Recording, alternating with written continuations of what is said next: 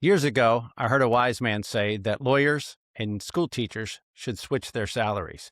The only problem with that is more and more people would want to become school teachers just for the high salary. The good ones teach because they want to make a difference.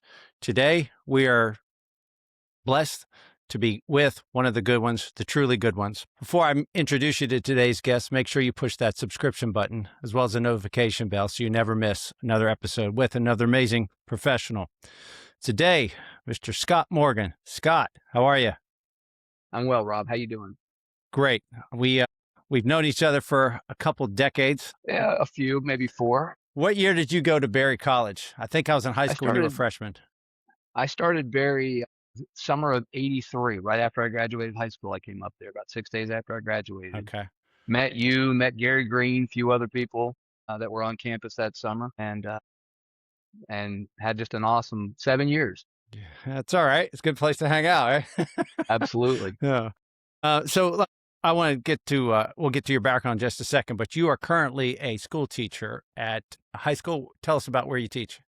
I teach at Palm Bay Magnet High School. It's here in Brevard County, Florida. We're about an hour or so from Orlando, about an hour and a half from Daytona, and it's great school. I work with special ed kids, kids with autism, kids with traumatic brain injuries, cerebral palsy, and a variety of other intellectual disabilities that fall in that category.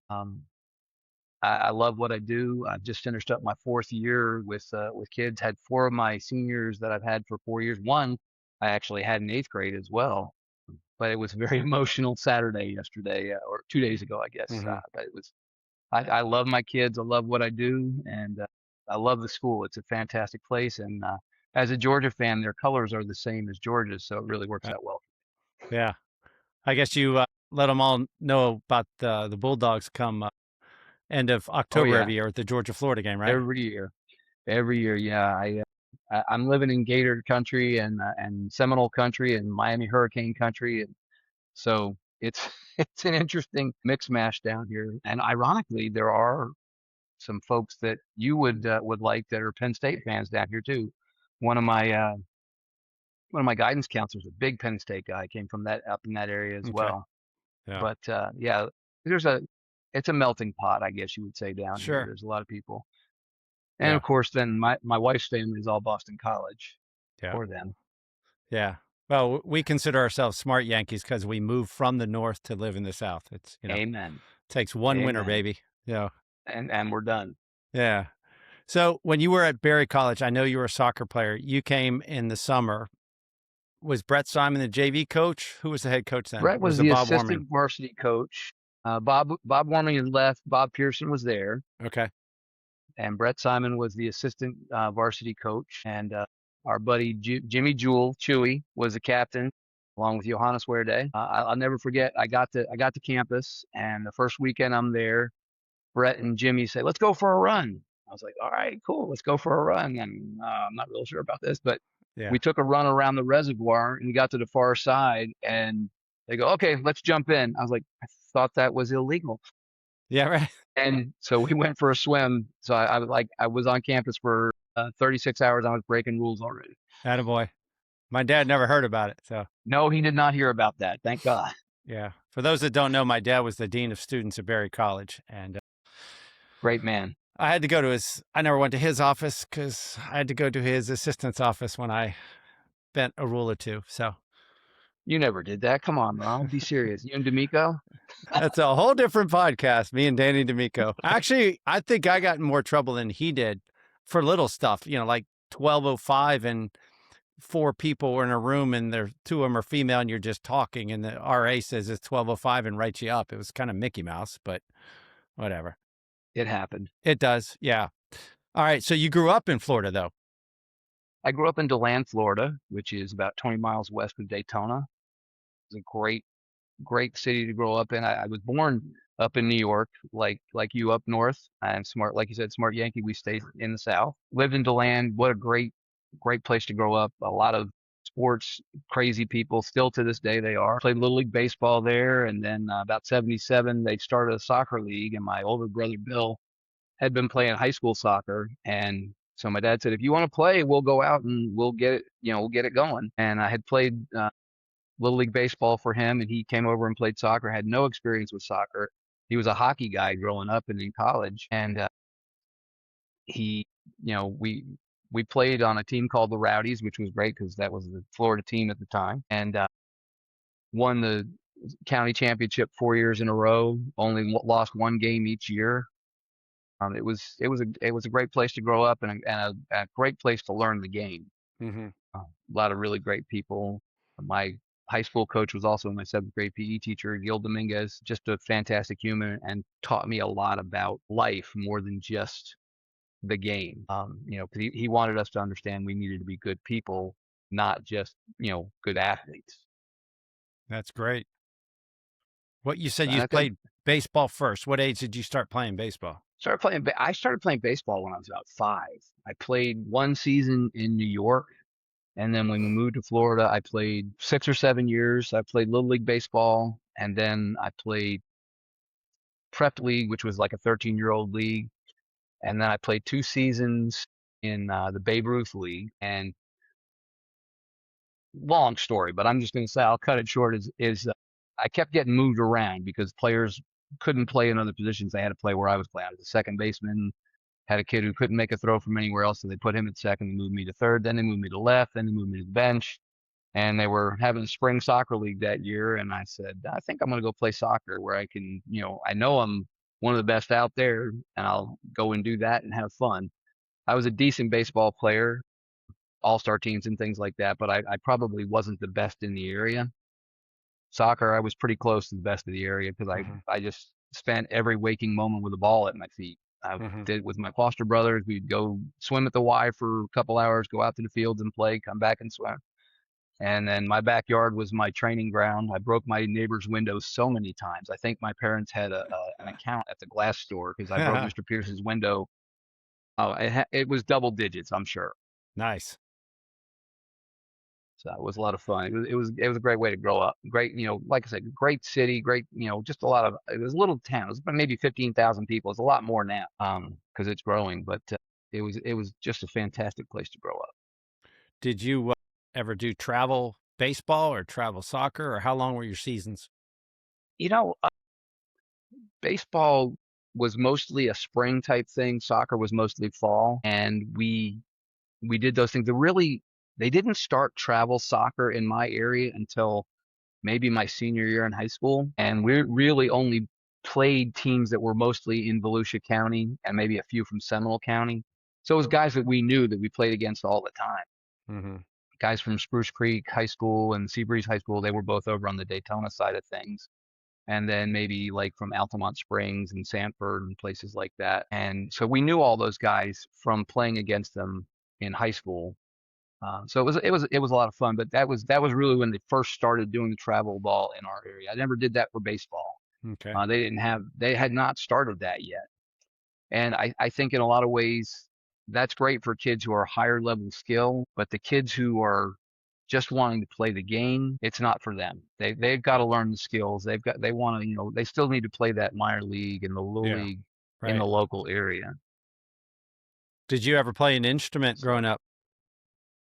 I played the violin from 5th grade to like middle of 7th grade into 8th grade, I guess probably.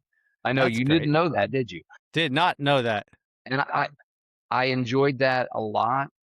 My grandfather, when he passed away, had left a violin to my mother and I, and ended up it was too small for me by the time I got to 8th grade, and I was taking private lessons at that point. And at some point, I just decided, this really isn't for me. And I still I can read music. I could sit down and peck out notes at a piano if I have to, but I'm not really a musician Yeah. per se.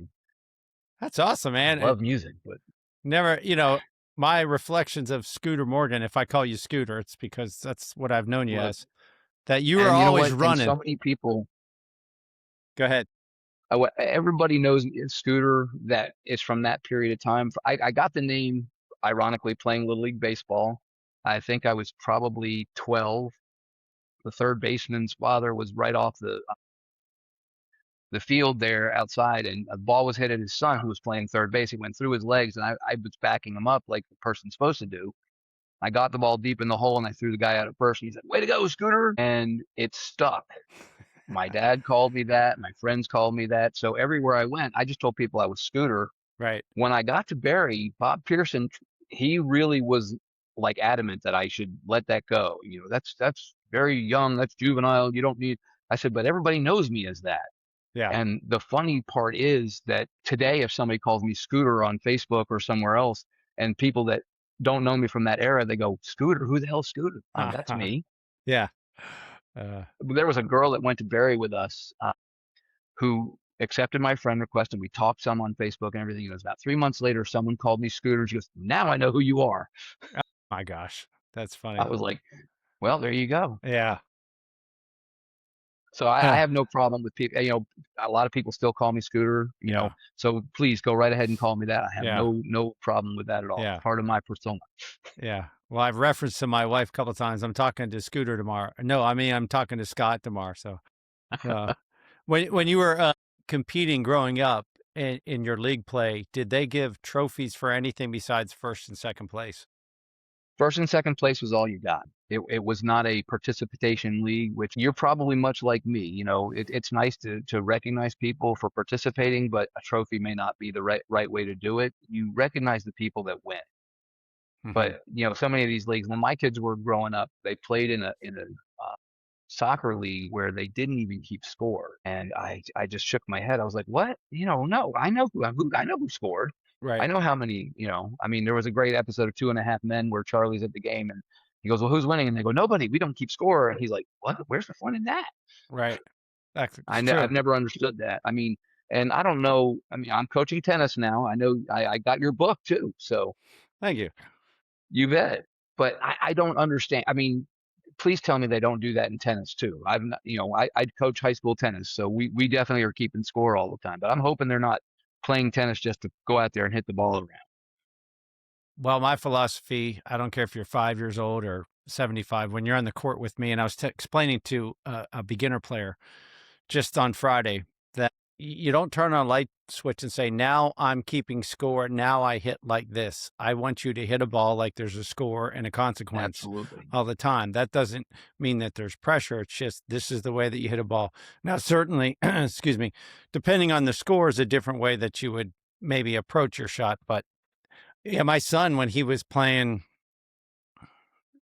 I think he was 4, he played at a church league soccer and there was no scores. And it was just back and forth and they had fun. And then at the end of the year at the big pizza party, there were action figures, trophies. I said to the director of recreation, I said, okay, I understand they're 4 and we don't need to have league standings and MVPs and all that stuff. I said, what is this for? He said, because they played, I'm like, how about a certificate of participation? Because that's all it Yeah, is. And when you win something, the action figures that we have here, absolutely. I joke and say that we bought those. We bought them so you could play in the league and here's your figure. But yeah, I Yeah, don't think, I think we hurt kids by giving them a reward for showing up just the way they're doing. And it's at the end of the school year right now, and we could go to social media right now and see parents saying that their 5th grader graduated. Like, what?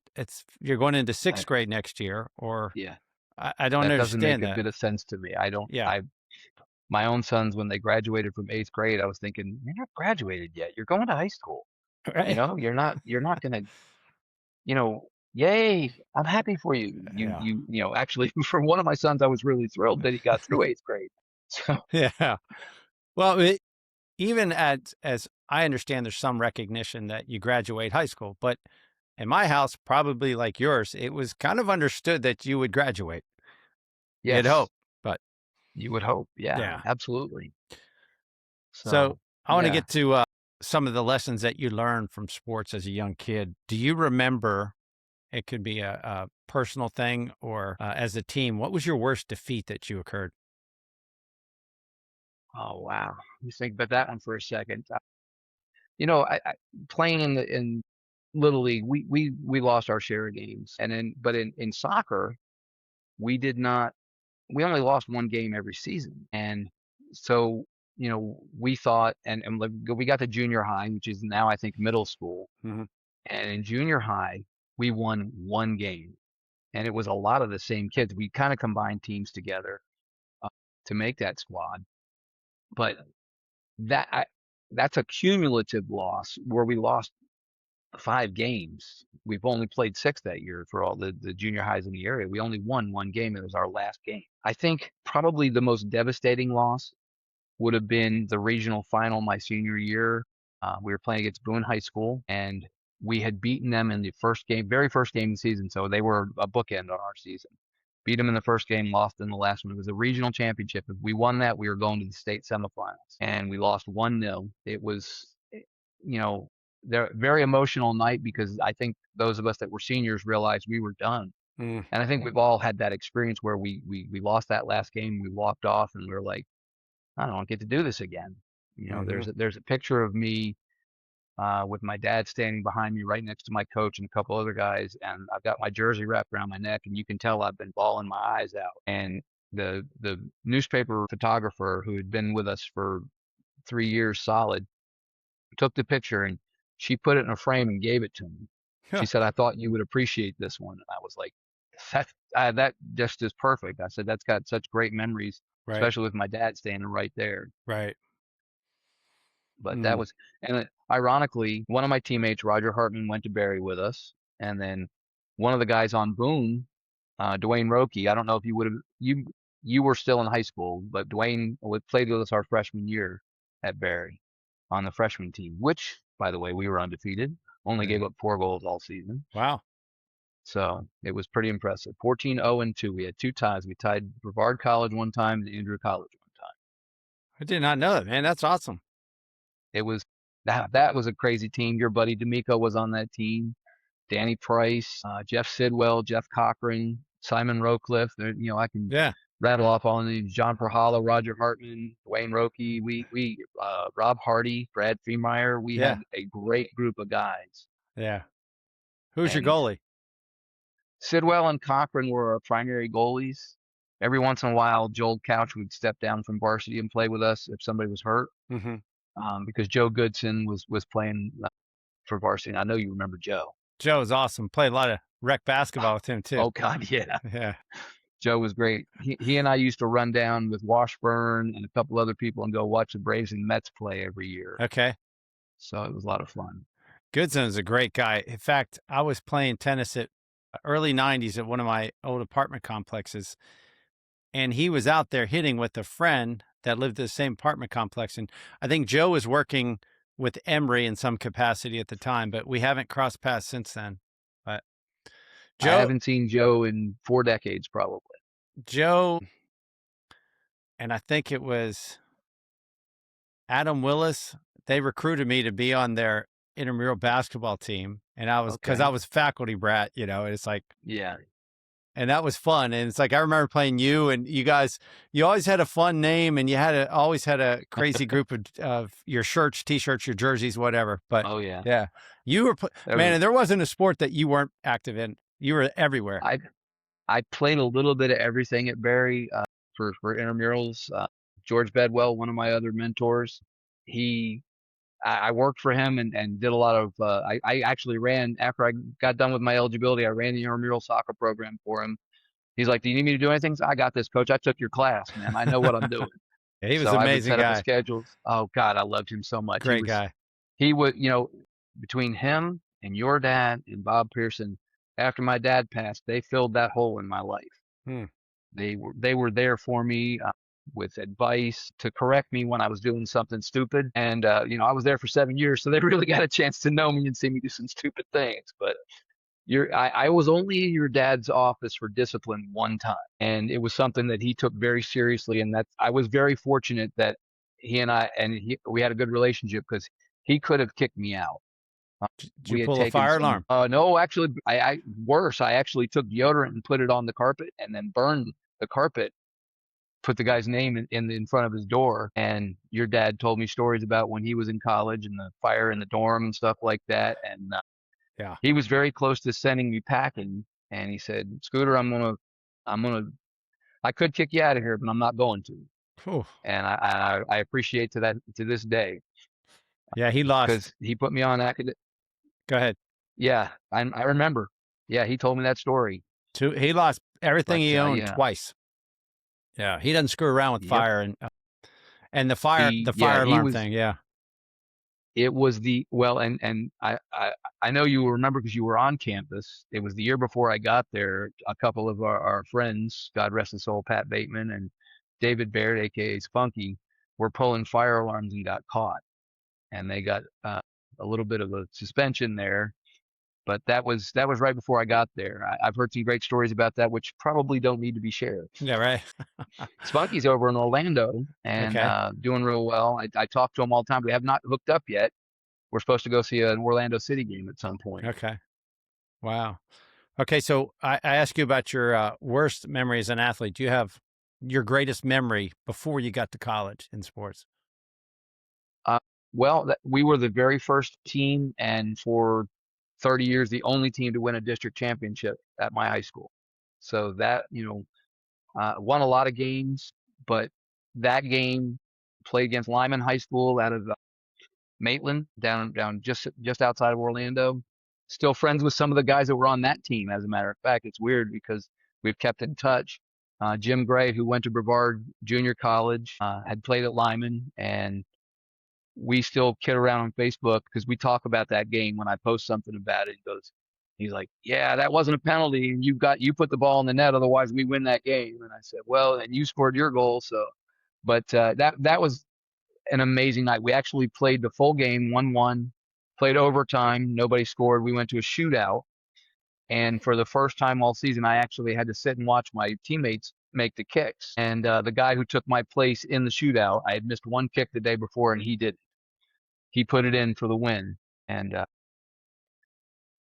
but that was a great night. That was such a feeling of accomplishment, and actually Roger Hartman, who went to Barry with us, he and I climbed up the goal and sat on the football goalposts. And there's a great picture of us up there with a couple of guys standing in the net.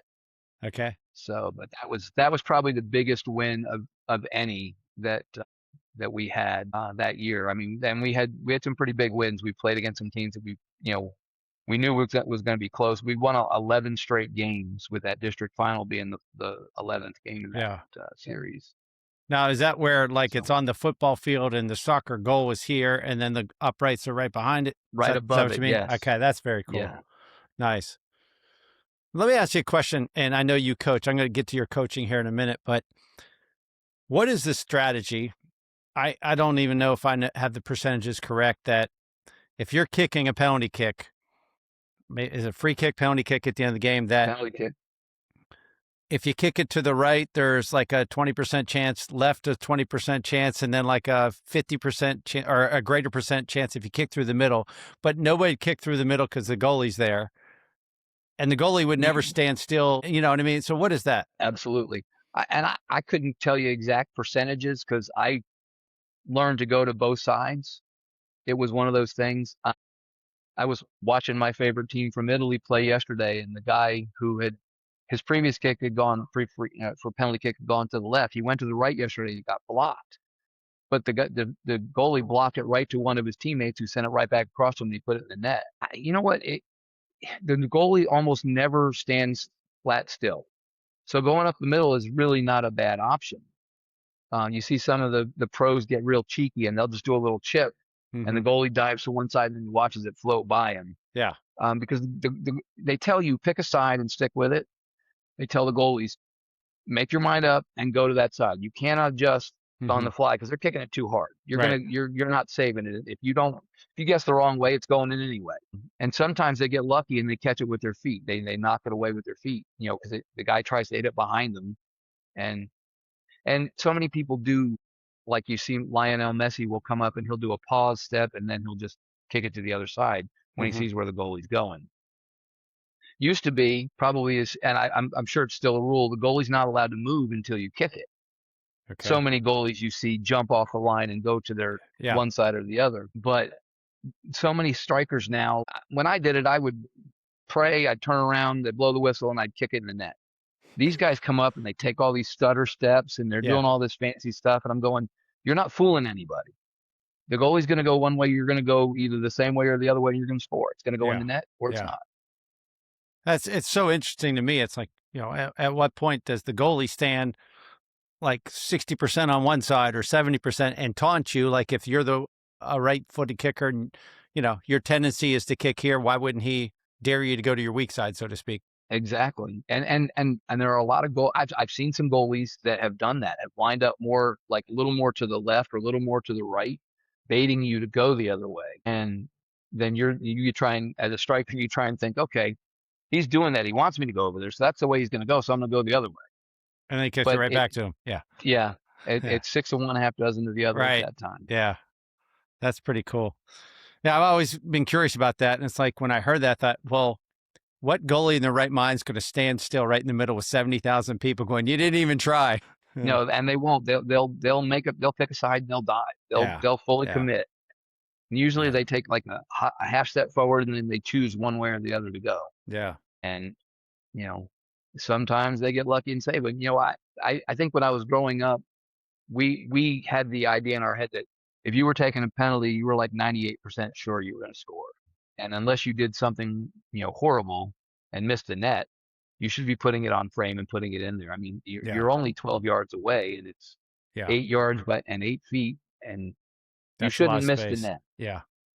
Now, I know you follow professional soccer. You name a professional player, like I could sit there and tell you the tendency of NBA player.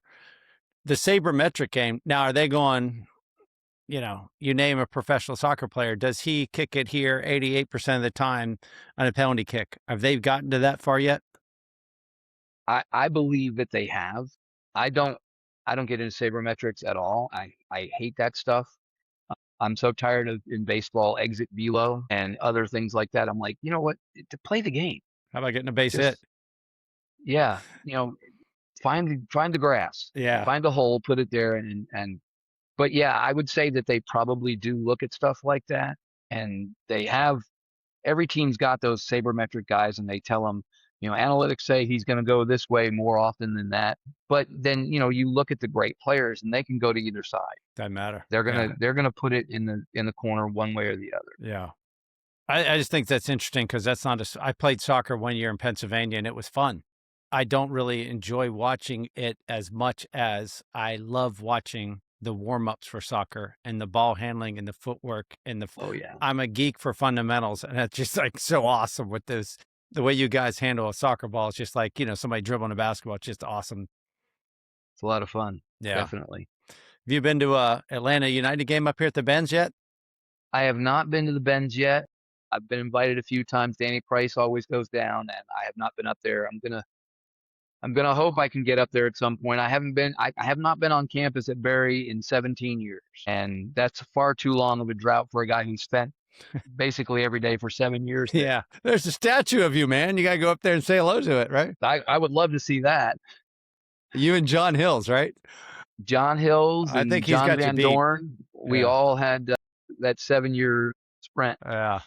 Yeah, Hills So, lived across the street from me, or across the hall from me at TB my oh yeah, senior year. He's a piece of work, man. Yeah. And I have to give a shout out. Got to find some pictures. Maybe I'll try to edit those in of you in the mud wrestling. Every year, Scooter is in the mud wrestling, man. we did that a lot. And if you need some, they're on my Facebook. There you go. You've mentioned it a couple times that you lost your father. Was that in high school? Actually, I was at Berry.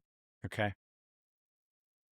I was I was in Craniger Center selling calendars for the junior class, and I got a message come down from I don't think Rufus was on campus at the time. I think Jay was the head of Craniger at that time, and he come down and said, "Hey, Coach Pearson needs to see you in his office." And so I can't leave right now because I'm in the middle of this, and I've got to take care of this. And then that day is like every detail is so vivid. Sherry Hayes gave me a ride up to Coach Pearson at the Ford Complex. I walked into Coach Pearson's office. Your dad and Chaplain Green were in the room, and I knew right away what was going on. Oh boy. And they had me sit down, and they, Coach Pearson said, "Hey, your father passed away today." And like I say, those three guys and then George Bedwell were all there for me at that period in time. Your dad called down to John Haniason in the student work office and got me a loan to buy tickets to fly home. And my dad was my first coach, my best friend, everything. It was tough. And I know you and your dad were close too. So, and that's still kind of fresh in your mind. I'm sure it's only been a few years. Yeah, 2 years. It's been 40 years this year since my dad passed away. Golly. And so it was tough. But again, I think being at Barry was like the best thing for me because I had such a close group of friends and again, mentors, your dad, George, Bob Pearson, Yeah. Chaplain Green. And I'm every time I mention Chaplain Green, I remember the fact that I'm probably the only person that ever tossed him out of an intramural sport. I he was and what he said was right. I was umpiring softball and he was playing second base. And he said I was anticipating the call. And he kept chirping at me. And I looked at him and said, Chaplain, I've heard about enough. Uh, One more time and I'm going to run you. And he goes, Scooter, you wouldn't do that. I said, we'll see. And then the next inning, he did it again. And I said, you're gone. And ironically, I actually red carded Gary in a soccer game up at the Ford complex a few years later. okay. So I have when Gary and I get together and talk, he's like, yeah, you tossed me out of a game. You tossed my dad out of a Uh, game. So I was like, oh man, yeah. you're So following the rules, right? but I probably had a hair trigger at that point with not with Gary. What Gary did was really wrong. I made a call. He didn't like it, and he punted the ball into one of the cow pastures. Okay. Sure. And I'd already warned him to chill out Yeah. because I knew him pretty well. I Right. watched you guys grow up, basically. And when he did that, I flashed the red card, and he couldn't believe it. He was like upset with me, and Yeah. Jack Pearson came over and walked him off the field and was like, get away. Yeah. You're going to do something stupid and cost Yeah. yourself even more. Yeah. Right. So, Well, it's funny in intramurals or the Y League, whatever, when an umpire says or an official says, I'm about to, and if you do it again, it's kind of like you've been told. It wasn't like yeah, you just went nuts and then you tossed them. So, I did a little bit I umpired some softball back in DeLand when I moved back there when I first started teaching. And I had a guy, I was umpiring a state softball tournament in DeLand that weekend. And a guy who I knew, I had actually helped his team out a few times when they were players short. He was the pitcher, and I called a strike on him for a third strike, and he had been complaining nonstop. And when I called the strike on him and called him out, he got in my face and actually spit in my face. And I tossed him right away, and I called for the head of the league to come over, and I said, you need to get him escorted out of here. He's done. I told him what he did, and he suspended him from the DeLand League for a year. The guy came back and apologized to me. And everybody on his team, because I knew all of them. I was out there with them all the time. They came up and they said, I can't believe you didn't kill him. I said, well, I'm a teacher and a coach. I can't exactly yeah, get right. into a fisticuffs out here. I said, not only that, it would not set a good example for my players and anybody else, that I know, my kids Yeah. especially. Yeah. That's So good self-restraint. Now, of all the sports you've coached what? You're coaching tennis currently and you've coached coaching soccer. tennis and I coach soccer and I coached basketball 1 year and swore I'd never do it again. And same thing with softball. I coached girls in softball, and I got to say that girl parents are some of the hardest people I mean, they just are merciless. That was an experience. And I only did it because a buddy of mine was taking the program over. And he's like, Scooter, I need you to help me out, man. You got to come and do the JV team. So that year, a lot of the kids, and I knew the lady who had been the coach prior to him. She was a good friend of mine, grew up in my neighborhood. And she said she was just done. She didn't want to do it anymore. So some of the girls that were supposed to play didn't play. So he ended up keeping 9 freshmen Mm. who should have probably been playing for me if he had everybody. So my JV team was horrible, horrible. First game, we're getting killed by Deltona, and we're in one of those chain link dugouts. And one of the parents is up in the stand talking to the varsity coach. Can't you do anything? Ugh. They're horrible, and he needs help. And she got, to his credit, Tony looked at her and said, "What do you want him to do? He can't go out and throw and hit for him. Right. I've got the best pitchers all on varsity. He's doing the best he can with what he has." So that was tough. That was, and the basketball was a junior high in Tennessee, and I said I'd do it because the guy wanted to retire. I love basketball. I can go out and play basketball with you, but knowing the ins and outs and the running of plays and stuff like that was just not my thing. You'd have been better suited to be there than me because you understand that stuff a whole lot better. Well, vice But versa with soccer too. So, I mean, it's, but yeah, I it's but that go ahead. that middle school is tough. And what do you see mistakes in all your years coaching? I mean, what do you see parents doing that if you could say to parents, hey, before the season starts, let's not do this?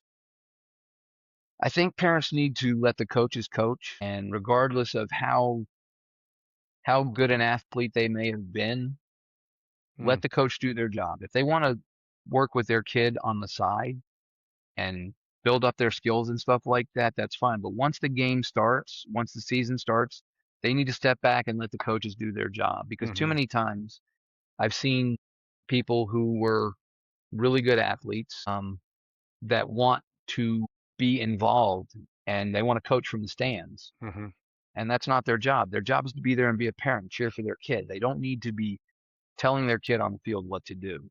The guys, the people that are doing, the guys and girls that are doing the job know what they're doing. That's why they're there.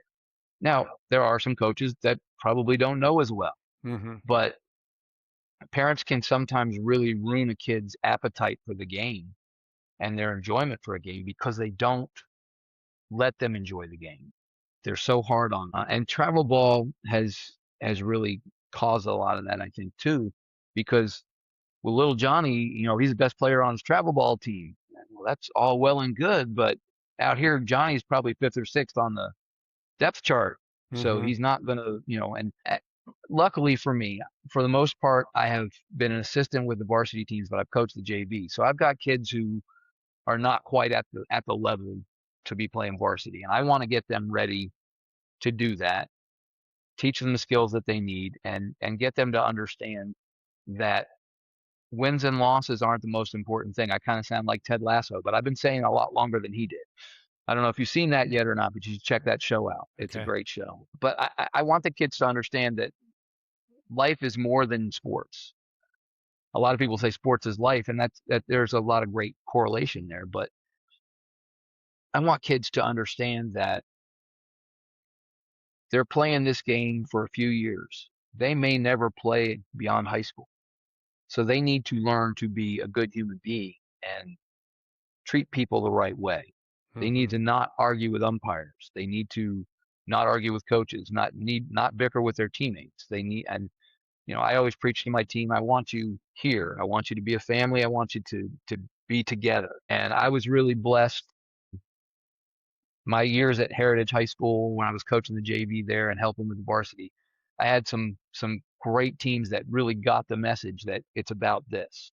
hmm And they, my second team there, they were like La Familia. We're gonna be the family, and they loved each other and they never gave up. One of my favorite games I've ever coached. We were at Merritt Island High School, and Merritt Island is a perennial state contender on the varsity level, and so their JV team is always really good. We're 6 minutes into the game, and we're down 2-0 already. My my goalie is actually one of my midfielders because my goalie got a concussion the game before, and he made a mistake and kicked the ball right to one of their guys and he put it in the net. And my guys, I kept preaching to them, guys, this game is far from over. You're just as good or better than them. Let's not worry about the 2 goals. And so we rallied back and got a goal in the second half. We're 3 minutes from the end of the game. One of my players gets hurt, and my assistant and I run across to the other side, and we've got to bring him around the outside of the field. And the ref looks at me. He goes, you can't coach from the sideline as you're going around. I'm mm going to give you a little leeway. And they just were pouring it on, pouring it on. And we got around back over to our side, and one of my guys crossed the ball. One of their defenders took a hand up. We're under 10 seconds in the game, and the penalty kick is called. So the kid that's playing in goal is my best penalty shooter. So I said, get up there and take that. So he scores with 2 seconds left in the game, and we tied the game. And it was a game that we should never, I mean, like if you looked at it from 6 minutes in, we were going to get buried. And it was one of and the next season we played the same team. We were down 2-0 at halftime, scored three in the second half and won. A lot of the same guys on that team. Those were two of my favorite games I've ever coached because the Nice. kids just never gave up. Yeah, that's awesome. You mentioned travel ball or travel leagues and so forth. I see it a lot sometimes too much, but like, you ever get a rest from your particular sport. I like the fact that growing up, you played baseball, and then you also played soccer. And even if soccer was 9 months of the year, do you think it's necessary to get to the upper levels or the next level to do travel? I think there are kids that could benefit from it. There are other kids that I know that I've coached who were good enough just playing when they were in season. Could have improved their game by playing that year round. But I like the idea of getting a break from your game. You and I grew up in an era where you played three or four sports. You were kidding earlier about me playing everything at Barry. It's because I love sports. I love to get out there and do whatever the sport was, whatever season it was. It was Right, basketball season. Let's play basketball. right. Intramural tennis. Let's go. And flag football. Let's do it. Yeah, Let's go play. And yeah. we just had a blast. And I think a lot of kids, you've gotten to a place where most kids want to specialize. They want to be in that one sport. You're not going to have Bo Jackson. You're not going to have Deion Sanders these days because they've got to play their sport year round almost Hmm. to get all that coaching, all that whatever to get to the next level. And I feel like there are kids out there who can make it to the next level without playing that, but it's so challenging for kids to get all the information that they need, to get all the practice they need. You know, and I said it way back when we first started talking, is that when I wasn't playing soccer, even out of season, when I was doing other sports, I would still practice in my backyard. I would still go to the field with my brothers. Tuesday in the summer, Tuesdays and Thursdays, we would go down to Stetson University and have pickup games with the guys from the Stetson team and the high school players and some of the middle school players would come and we go out there and we play 15 on 15. And it was just a blast because we Yeah, were having a great time. right. And so I know the benefits of the travel ball, but I don't think we give our kids enough of a break.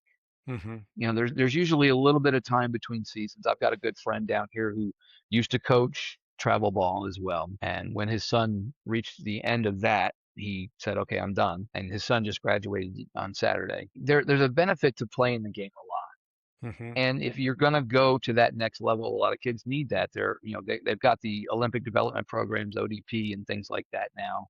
And they've got that in every state. And those teams travel and they go nationwide. And that's above and beyond just the normal travel leagues that they play in. This is teams that are picked like all-star teams when Yeah, we were kids yeah. that go and compete around the nation. And I know a kid that I worked with at DeLand High, broke my records and everything. He was a fantastic kid. Played in the league that was a step down from the MLS. There was a kid at Lake Brantley High School who was one of the rivals. He played on the ODP with Dom. Dominic Ciancerulo did not make it to the MLS because he got injured, not on the field. Yeah, he was home in DeLand over the break, and he went out with a girl whose ex-boyfriend thought they were still together, and he put Dom in the hospital. Holy The cow. kid from Lake Brantley is Granzusi, who played on the national team and played in the MLS for Kansas City for many, many years. And at this point, he's got to be in his mid-late 30s, I guess. And so I'm sure he's probably done, maybe retired, maybe at the end of his career. But those programs can produce players that are going to go to that next level. And you asked, do they need it? I think evidence is showing that it's beneficial to play that, but I don't like it. I don't like the kids that feel like they have to play. Hmm. I grew up in a rec league in my town, my little town of Deland, and I did just fine. And it got me to Barry, it got me an education, it got me to be able to be a teacher today and coach today. So Hmm. I'm real happy with that. But there are people that want more, that want to go to that next level. Yeah. I would have loved it. I mean, I don't know if you remember Matt Pasquinelli. Mm-mm. He was a goalie my freshman year. He was really short guy. He ended up playing in the NASL indoor league when he left Barry. How he got there, none of us knew because he wasn't that great, but he was a hard worker and he had desire. He just kept working Right. and got there. But, Yeah.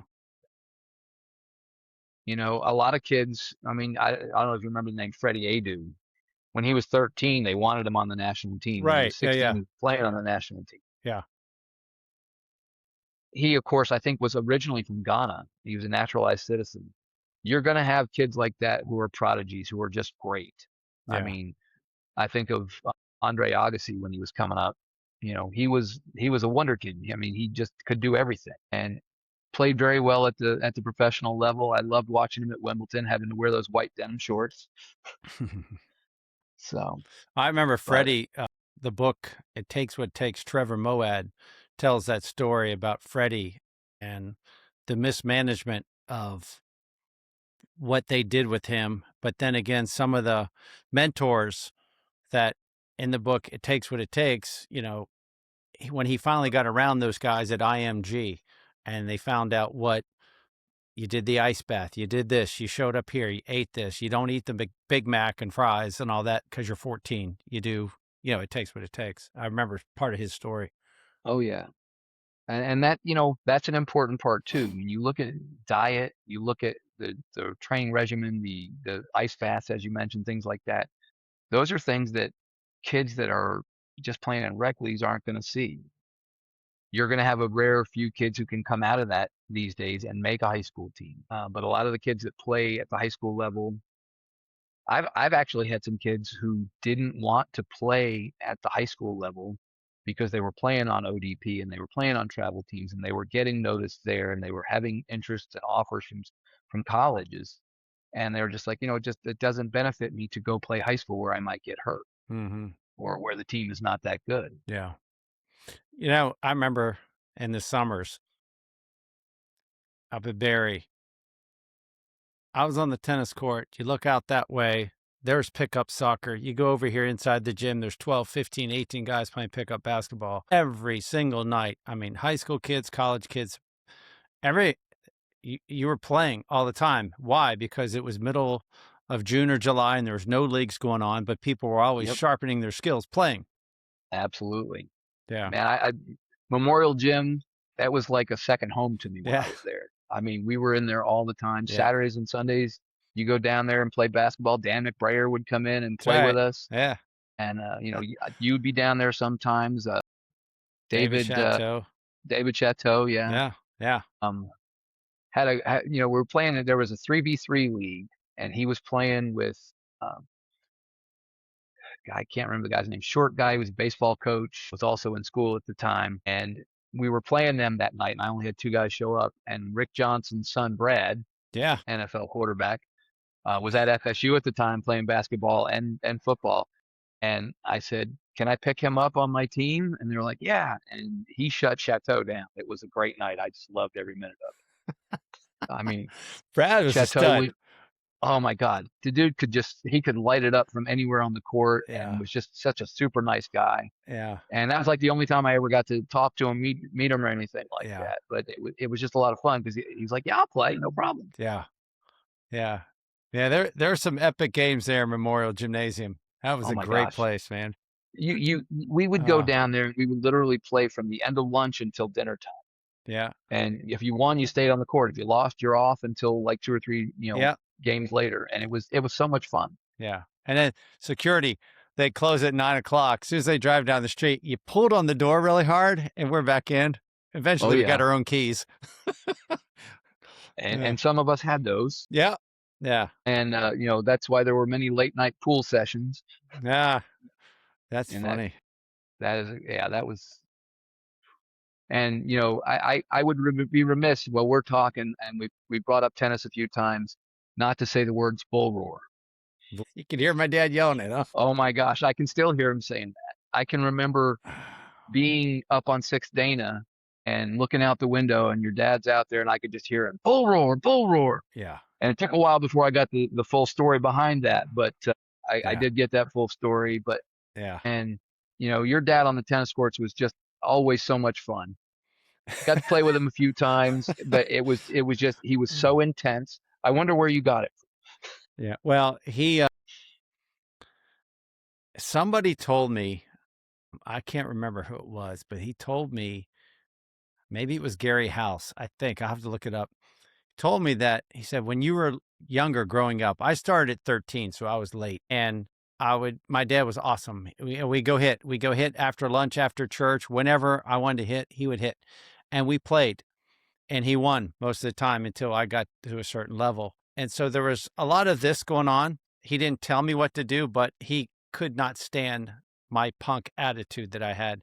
But anyway, when I started getting better, and you could just see the tension from like 3 miles away, but the guys up on, probably sixth and ninth Dana used to yell stuff All the time, to piss all the him off, time. right? And so I don't remember hearing anything, but they liked it when I would win points because my dad would get, Oh yeah, but he would yell bull roar because he wasn't going to curse. But exactly. but it's a it's a little stick on a string, a little very very thin piece of wood that you could go like this and made this sound like bull roar. I think it's from South Africa. I don't know, but that's what my dad would yell when he'd be mad. Bull roar. Bull roar. Oh yeah, I remember. I I want to say it was my sophomore year. I was living down on First Dana, and I remember being out on the tennis courts, and Dad was playing that night, and I want to say it was Mark Christensen and a couple other guys got one of those big slingshots, and they were shooting water balloons out on the court, and your dad like Lost it. stomped off the court and went up there and found out who it was. Really? It was. I mean, that was an intense night. Yeah. They probably saw him Monday morning too. I would say they did. That's funny. Well, let me ask you, who was the toughest team that you faced at Barry? You know, Alabama A&M was always difficult because they always had a lot of African players. I remember there was a guy, I stood next to him on the field and I couldn't believe the size. I've got decently nice sized feet. This guy's feet were every bit of like two of my feet. He was just massive. I mean, just he had Earl Campbell thighs, and I mean, they and Alabama Huntsville were probably two of the tougher teams that I remember playing against when I was playing with the varsity, and they always gave us fits. It was never an easy game with them. I'm trying to think. There was Covenant was usually good games. We usually came out on top. We lost to them like once. When I was with the freshman team, like I said, we went undefeated. But the games with Brevard College, well, now it's Brevard College, Brevard Junior College, and Andrew Junior College. And Andrew's down a little hole in the wall, Cuthbert, Georgia. I don't know if you've ever been there.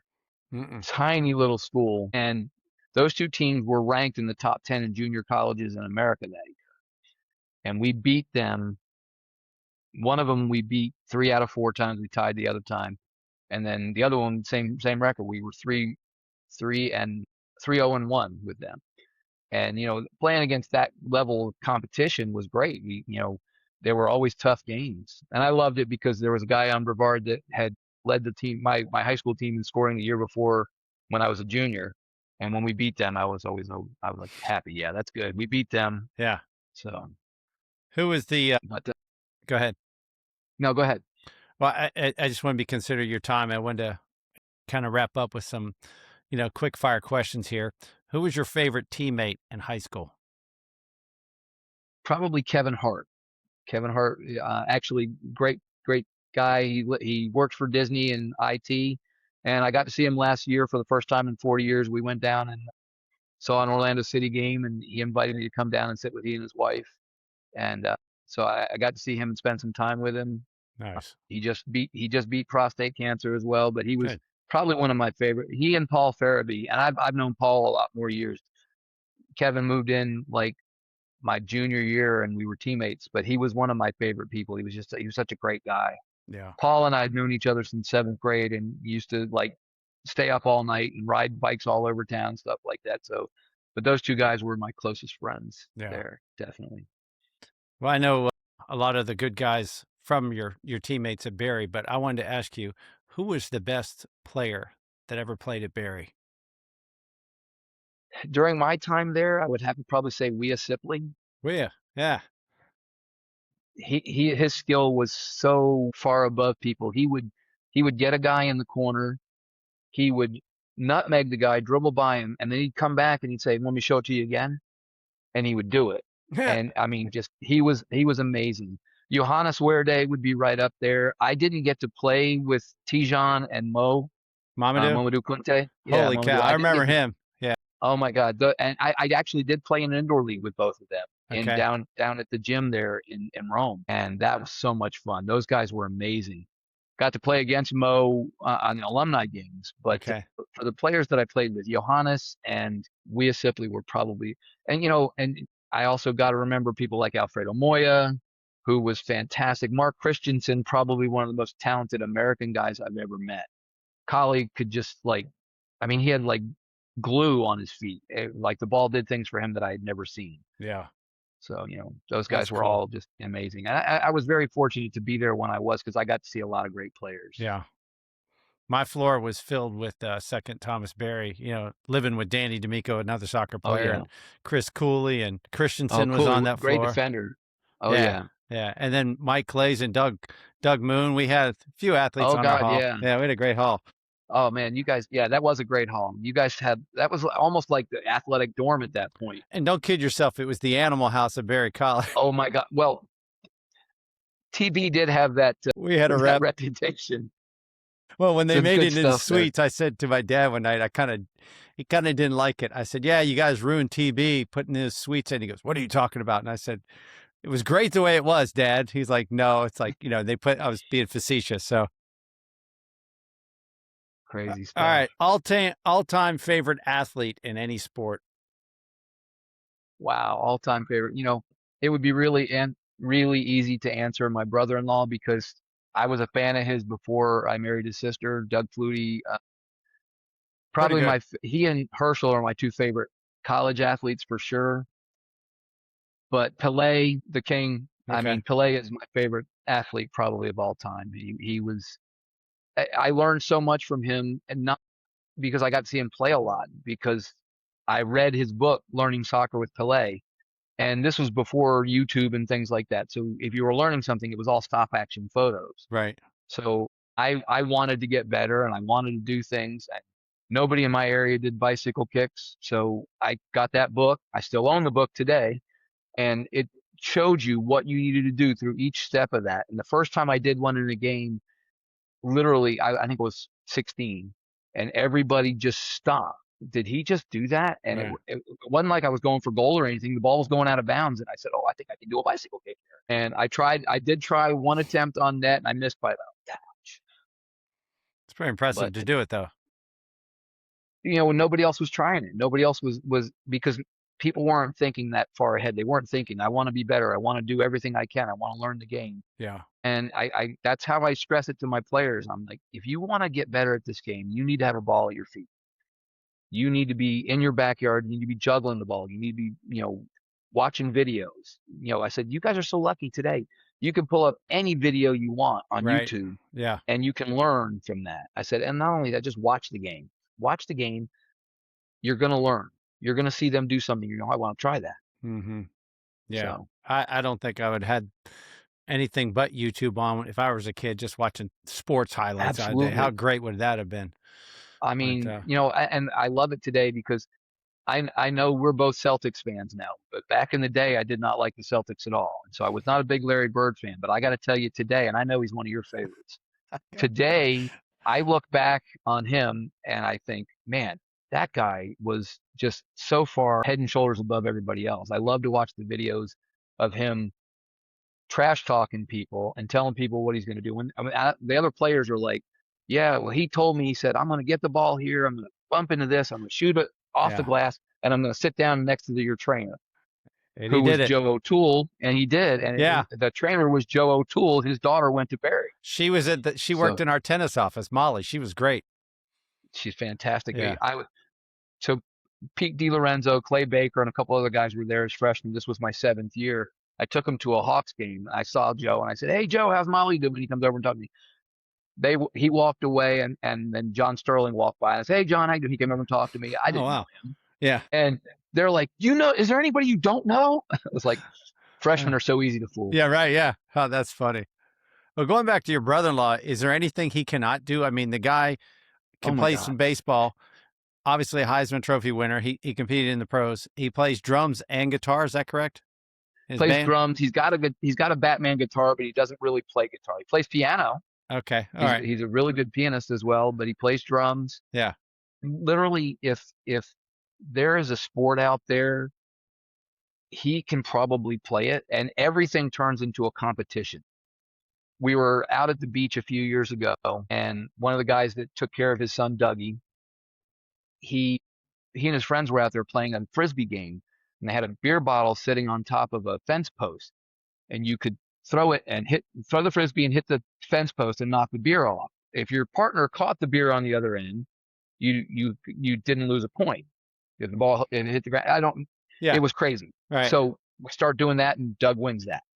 Then Doug goes, "Oh, somebody got a football? Hey, let's kick the football out into the water and let the waves bring it back in. Old guys versus the young guys.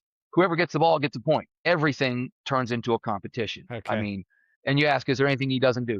He's been playing ice hockey.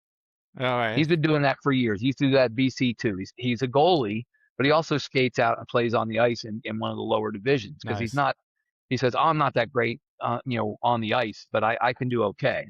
And he can do anything, Yeah. literally. I mean, he plays old man basketball down here. Yeah. I don't know if you remember the name Clifford Lett, who went to University of Florida. He played with the Bulls for a couple of years. He's a friend of mine, actually. His wife and I work together. He comes up to me when he came up to see his wife at school. And he says, "Man, your brother-in-law turfed us the other night. He scored like 30. He could shoot it from anywhere." Yeah. Doug's first love was basketball. Okay. I mean, he was a three-sport captain at Natick High. He did basketball, baseball, and football. Still plays old man baseball. He was in a tournament this weekend with my other brother-in-law, Bill. Bill played college baseball at Brown, had a couple tryouts, but I had also started a family and decided he needs to go ahead and make money. But yeah, I think he probably could have played at least in the minors. Yeah. Bill, all the Fluties are great athletes. I mean, Darren played in the NFL as well and the CFL. He and Doug both are in the top 10 of CFL players of all time. Mm-hmm. So I gotta show the Flutie The 5K. Foundation. This is Foundation for Autism that they have for Dougie, Okay. and they've raised probably close to 20 million for families with autistic kids. That's wonderful. Got to put a plug in there for that. Do they still sell the Flutie Flakes? You know what? Every now and then they'll have an anniversary episode or an anniversary box of those. They don't sell them every year anymore. Okay. And let's see, it's been they're coming in a few years. They'll have the 30th anniversary, so I imagine they'll probably put a box out. See if I can get you a box and send it to you. I just remember those. It's like when he played for the Bills. I think that was big up there. Oh yeah, Yeah. he was just actually on a Bills alumni cruise. They had legends of the Bills, and he got to go and be one of the legends. And so he and Lori were on that cruise for about a week, Nice. meeting with fans and stuff like Yeah. that. Okay. There's an argument. Take somebody like Doug, Dave Winfield. I've talked to probably a dozen parents of professional athletes here and there. Tell me about your kids growing up. Everyone was a multi-sport athlete. And I think yeah. only 2 told me they did travel baseball. Not that it was bad, but they did more than just that sport, not the select Absolutely. 10-year-old that becomes labeled as this type of player. So instead of being just a great athlete. Yep. And and honestly, all three of my brothers-in-law were three-sport athletes. They all played, and they were fantastic at whatever they did. Bill's son Billy was a backup quarterback and punter at BC. Darren's son Troy went to BC and was a starter for a while there. Bill's other son Brett played college baseball down here at Rollins, and Bill's daughters both played soccer. I mean, the whole family, they all do athletics. So, and it's a great group. I love when we get together. Sometimes we go up to Bethany Beach up in Delaware, and we'll get together and we'll play some pickup basketball and stuff like that. And Yeah. I try not to embarrass myself too much. Okay. Yeah. Just hang. All right. Who's your all-time favorite sports team? I think I know. All-time favorite sports team. Well, that's a tough one to answer, Rob, because I like teams in certain areas. Of course, I'm a Georgia Bulldog fan. I love the Dogs. I'm an AS Roma soccer fan. I went to see my brother get married in Rome 26 years ago, and I got to go see a Roma game, and I fell in love with them. I have a tattoo on my right arm of their Lupetto. Uh, again, it's tough because I'm a Red Sox fan now. I grew up a Met fan, so I hated the Yankees, so I like the Red Sox.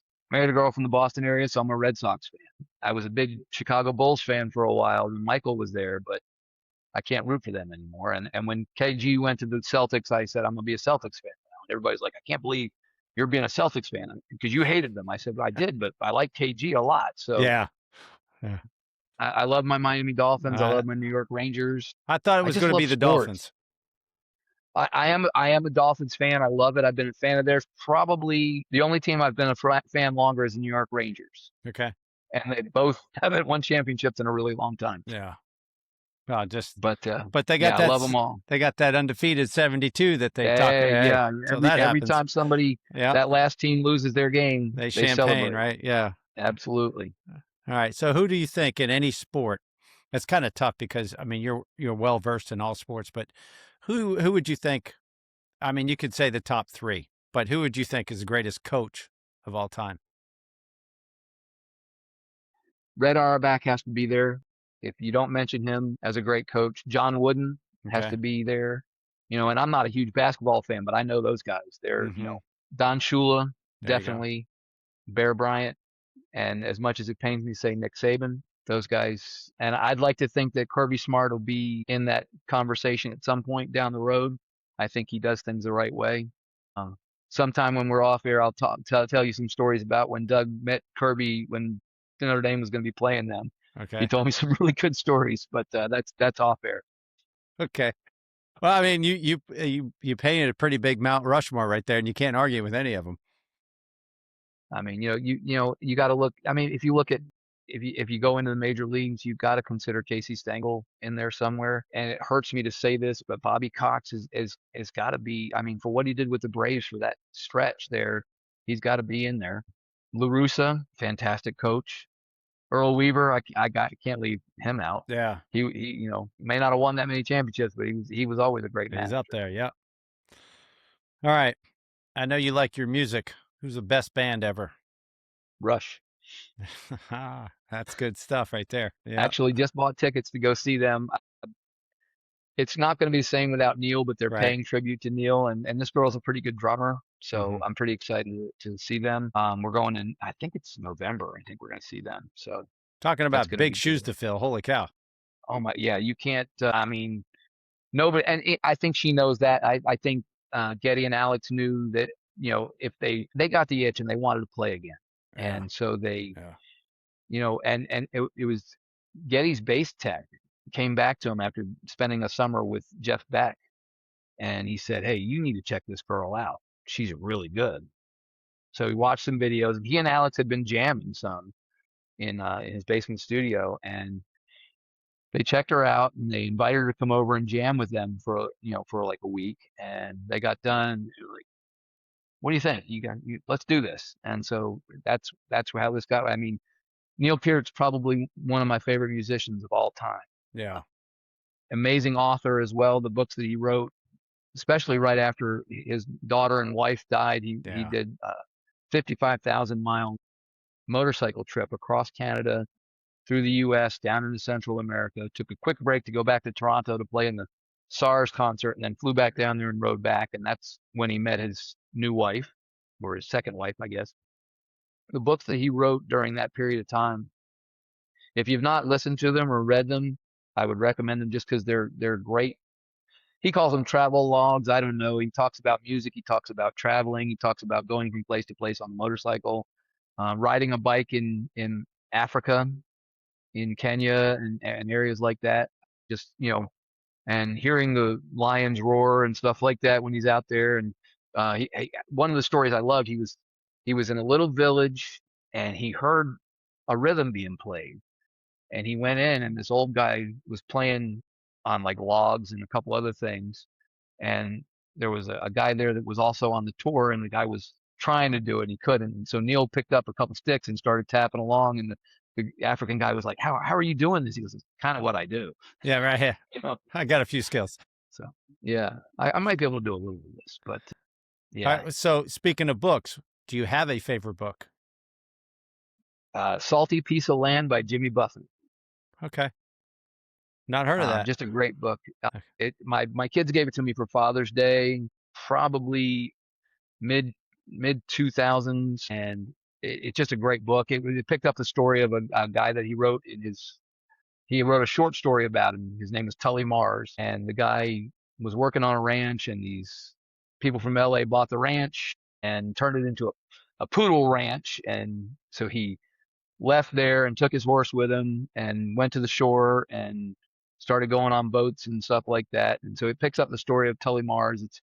And he's on a quest to find a lens for a lighthouse in the middle of the ocean on this little spit of land. And so he goes all over the place to find it. And it's just a great story. It's definitely my favorite book. That's cool.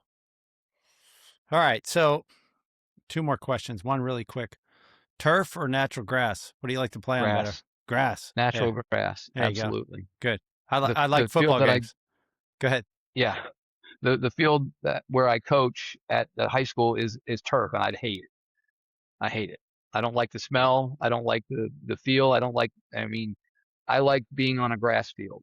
Some of my fondest memories are playing at Spec Martin Stadium in DeLand, and the smell of the field when it was moist at night.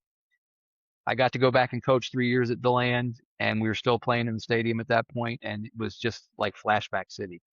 As soon as that I walked in there and the smell hit me, I was like, oh, this is where I love to be. Yeah. I That's hate great. I hate turf fields. Yeah. Yeah. And something about, I love watching football. I want to see somebody get dirty. Yes, Yeah. I want grass stains. I don't want to. I don't Yeah. want to see rug burns. Yeah. Or even if it's muddy, that's even better. Oh God, yeah. Yeah. Some of those old Cleveland Brown games. Yeah. Anywhere. Yeah. So, all right, last question. Kind of one of those, like, if you were in charge type thing. Like, for instance, if I was in charge, November 1st would be a national holiday because, like, I feel bad for all these teachers the day after Halloween. You know, the kids have these sugar buzzes, and we could actually make that voting day. So everybody's got the day off. So That would be perfect. if you were in Yes. charge of the education system in this country, if there's one thing that you could change, what would you do? There's a lot of answers that I could go with, but some of them are fairly political, and I don't know that I want to go there. I like your idea. I like the idea of having November 1st off. That would be fantastic. I also think the day after the Super Bowl should be a national holiday, but that's more of a sports thing than an education thing. Or how about I starting it don't like earlier? Also true. That would be much better. Yeah. That would be much better. I don't care where it's being played. Start the game at 3 o'clock.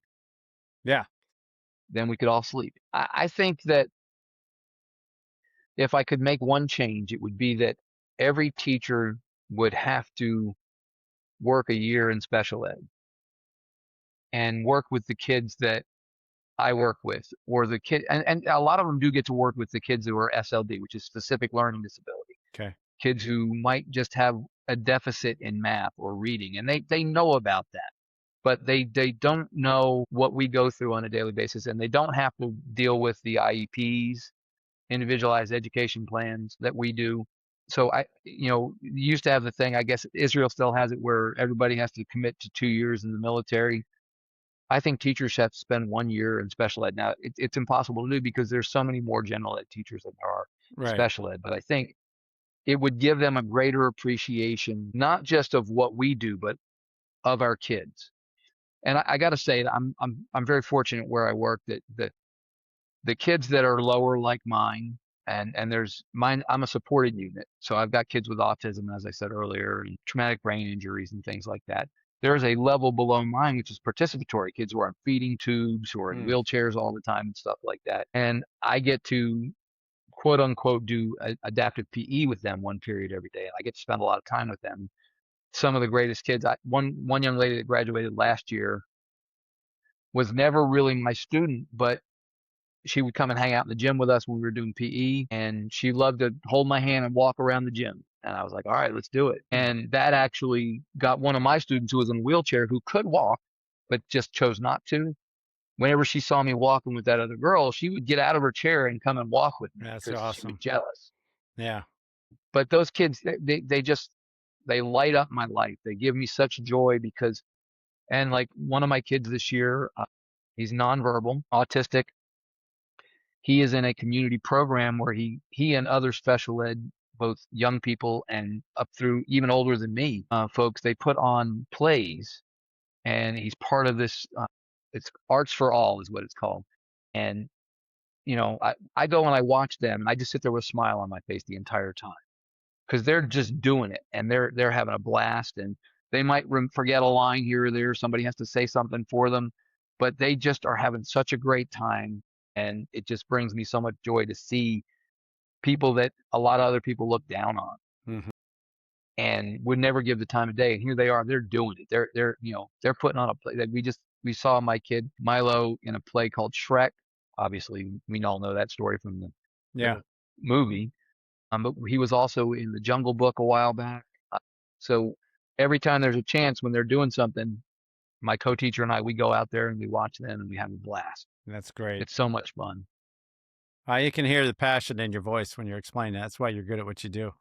Thank I you. think I I think that's appreciate that. great. Speaking of if I was in charge, I've been curious that what would our country be like if not a military service, but somewhere between the ages of 13 and 16, every kid had to do like a 2 week, I don't know, call it leadership camp where they do strenuous physical training, think and grow rich type classes and, build a business or whatever. I just think that would be, have leaders come in and talk to them and celebrities or whoever, whatever. I just think that'd be really instrumental to kids. Something that's very Absolutely. disciplined and structured. Absolutely. Absolutely. I could not agree more. I think it would be great. The problem you have today is, and these kids are just soft, a lot of them. You're still going to have kids who have a good basis because they've been raised well, but Hmm. so many of them are so soft. They don't want to do anything. They don't want to put any effort into anything. They just, they're just going to get by. Right. Yeah. And working at a high school, I see it all the time. It's sad to me. Yeah. Well, I think we live by our example. So Absolutely. I love what you talked about how, multi sports build better athletes. And I like the point when you mentioned that you said, let kids enjoy the game. And that's so profound right there. Just enjoy the game. It doesn't have to be the trophy or the ice cream at the end or any of that stuff. Absolutely. And I loved when you said respect the boundaries of the team and the sport and what's going on. So Scott Scooter Morgan, longtime friend, man. I enjoy our friendship and it's good to reconnect. Absolutely. And I appreciate your time Absolutely. and insights. So thank you very much, buddy. Anytime. Anytime, my friend. Yeah, I appreciate it. And so till next time, make the most of your time and always hang tough.